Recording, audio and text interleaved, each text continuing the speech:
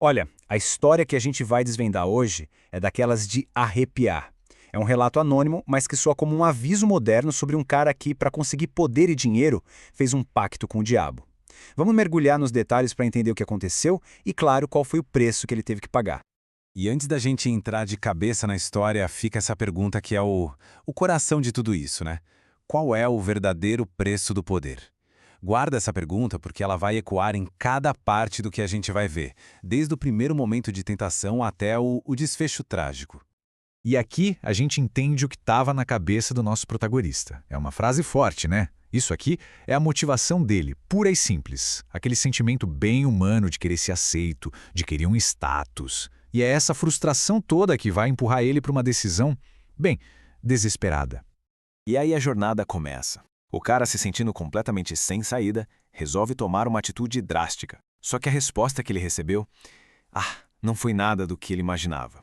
Sabe aquela imagem clássica do demônio com chifre e tridente? Esquece. O que apareceu foi algo muito mais sofisticado.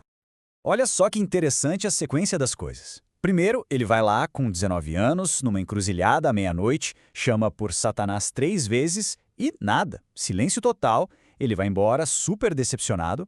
Aí 3 dias depois, do nada, aparece um cara super elegante, bonito, num carrão de luxo. Esse mesmo cara depois aparece no trabalho dele e joga real. Eles são uma legião a serviço de Lúcifer. A oferta é clara: riqueza, prazeres, tudo o que ele sempre quis em troca de se juntar a eles. É quase uma proposta de emprego, uma abordagem de negócios, o que deixa tudo ainda mais bizarro e sinistro. E a jogada de mestre do emissário está aqui, nessa frase. Presta atenção na inversão de valores. Ele pinta Lúcifer como o mocinho, o cara que quer a felicidade da gente, e Deus como, sei lá, o vilão. É uma sedução pela lógica, sabe? Para desmontar qualquer medo de inferno, de danação, e fazer o pacto parecer a coisa mais inteligente e até nobre a se fazer.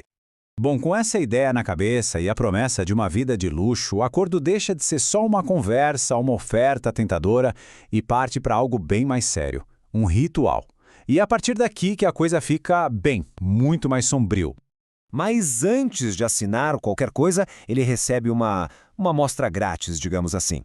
R$ 500.000. Imagina só, é a prova de que aquilo tudo era real, palpável. E o que ele faz?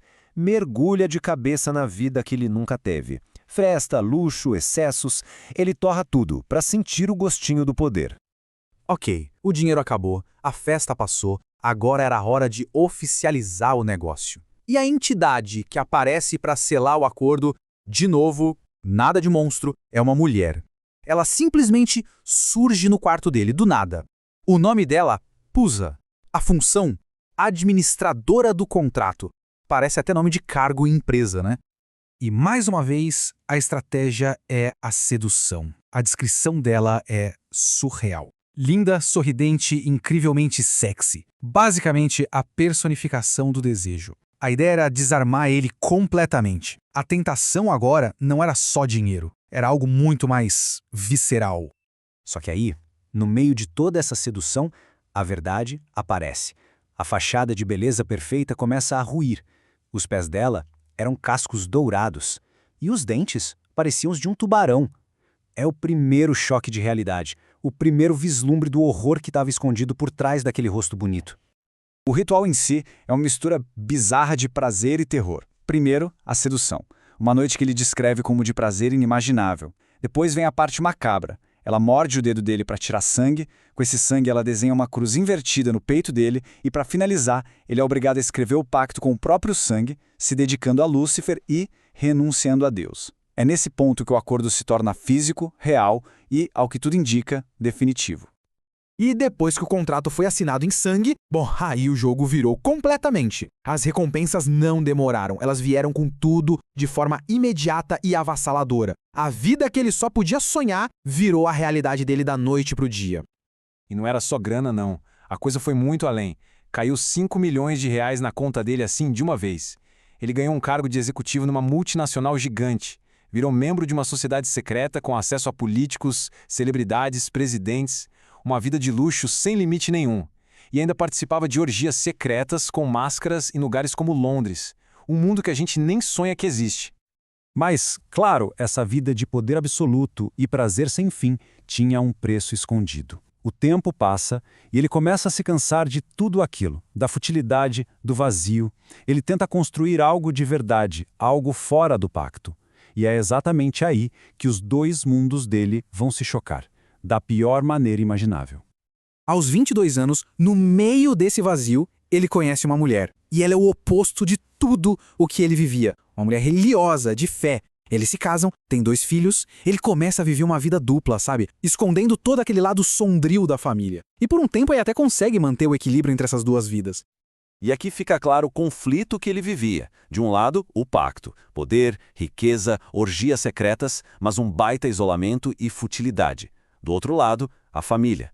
Amor, fé, paternidade, um propósito de vida. Eram 2 mundos completamente opostos, uma tensão que uma hora ou outra ia explodir. E então vem a cobrança final, o ultimato. A organização exige a prova máxima de lealdade dele. E a exigência é impensável. Já não era mais sobre dinheiro ou poder. O preço agora era a vida do próprio filho. Esse é o ponto de virada, o teste definitivo. Com uma escolha dessas na mão, ele toma a decisão mais importante da vida dele. Ele escolhe a família. Ele decide ir contra tudo e todos, desafiar seus mestres e tentar de alguma forma quebrar aquele pacto, custe o que custar. E o primeiro passo para quebrar o pacto foi contar a verdade. Ele abre o jogo com a esposa. E ela, surpreendentemente, fica do lado dele. Ele renuncia a tudo, a vida de pecado, a riqueza, começa a frequentar a igreja, a fazer caridade. Ele realmente tenta mudar de vida, na esperança de se livrar daquilo tudo. Só que um acordo desses não é algo que se rasga e joga fora. A retaliação pela desobediência dele não demorou. E ela foi rápida, foi brutal e foi pensada para destruir exatamente aquilo que ele escolheu proteger. A cronologia da vingança é aterrorizante. No dia 1, ele quebra o pacto. 3 semanas depois, a esposa dele é sequestrada. 5 semanas depois, o corpo dela é encontrado, usado num ritual satânico. Pouco tempo depois, os 2 filhos dele morrem num acidente de carro. O mesmo acidente que deixou ele paralisado da cintura para baixo. Foi uma destruição sistemática de tudo que ele amava. E hoje? Hoje ele vive numa cadeira de rodas. Perdeu a família, a saúde, todo o dinheiro e, segundo o relato, é atormentado todos os dias por sombras demoníacas. É a inversão completa daquela vida de poder que ele teve. Um sofrimento que não acaba. E para fechar o relato, ele conta dos sussurros que ouve constantemente. É um lembrete macabro de que, mesmo tendo perdido tudo aqui, a dívida da alma dele ainda está aberta. A cobrança, segundo eles, ainda não terminou. E essa história toda deixa a gente com uma pergunta bem inquietante, né? A lição aqui parece ser que o mal não chega feio com chifres. Ele chega com um terno caro, um sorriso no rosto e a solução perfeita para os nossos maiores desejos. E isso faz a gente pensar, se a tentação for assim, com um disfarce perfeito, como é que a gente vai saber que está apertando a mão do diabo?